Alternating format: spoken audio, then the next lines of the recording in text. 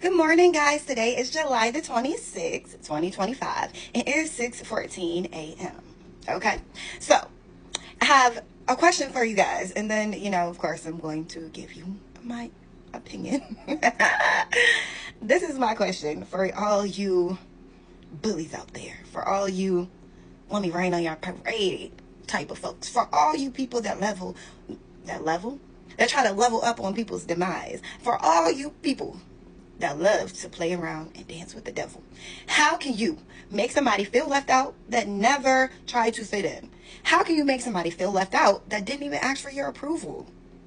You see, people that's authentic and that's comfortable in their own skin, they are fully aware with the fact that not everybody is going to be agreeing with the way that you think, live, or the way that you perceive things. You also are somebody that's open-minded, that's okay with the way people think, feel, live, or people leaving because they don't agree, because I wanted to say leave, but live. You're okay with anything about other folks just the way they are. You just know to remove yourself or allow them to remove themselves out of your life and your energy because you are not on the same vibration. However, feeling left out is never an emotion that comes over you because you are fully okay and capable with living and walking through your life and your journey on your own at the beat of your own drum.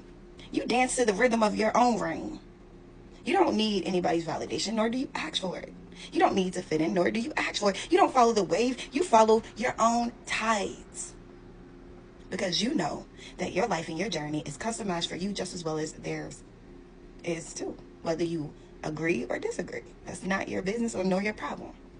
That's called projection. A lot of times people try to make you feel left out because they've always felt left out. They need somebody to help get them a footstool to fit into the group that they're trying to fit into when it comes to either personality-wise, looks, materialistically, just feeling like they are better than the next person. When God made us all different, so yes, everybody is a little quirky in their own way. Some people like to hide their quirks. Some people wear their quirks proudly because they know that's what makes them unique, special, and who they are. And no, it's not called cocky. It's called confidence. It's not called being bougie or stuck up. It's called self-assurance, and it's called self-awareness. That's it. So, for all you gossipers out there, good morning and collect that tea. Spread that word. And while you're at it, pray for me. Pray for yourself too. Pray for everybody that you talk about. Pray that God forgives you in that gossiping tongue of yours. Pray that something actually soaks in your head that we people that you call weird, different, that stand out, we don't care.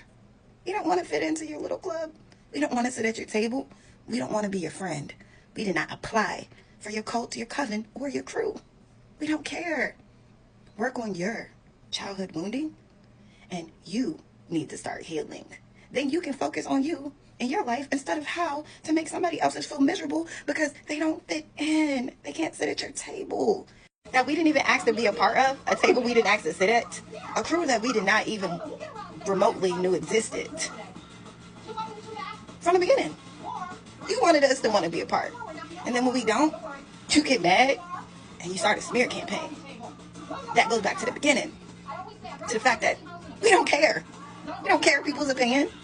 We don't care to even be friends with people that intuition is not even sharp enough to discern from good and bad, to discern from fact and false, nor care to be friends with people that fold so easy. Oh, we're the weak ones, right? Sometimes sit back and think about what you're doing, what you're saying, and your logic. When your logic doesn't make sense, that 1 + 1 doesn't equal 2, again, you need to reevaluate yourself. You need to go inward and figure out what the problem is in you because it resides in you. And more than likely, it's a wounding that you've been covering up per your own insecurities. And it could have just been something that developed back in the day when you're stuck in high school. You're stuck in that lunchroom in high school when you wanted to sit at the popular kids' table. And you couldn't. Or when you were the head of the popular kids and you only felt power in your life in that moment when you could tell somebody else that they did not fit in. But newsflash for you, we're grown now. Nobody's trying to sit at your table because they have their own. So once you address those feelings, please believe I'm praying for you. Because just because we're godly, just because we're walking these paths to a road of righteousness or the promised land, that doesn't mean that we won't check you because sometimes you just need to be checked, okay? Piece of advice.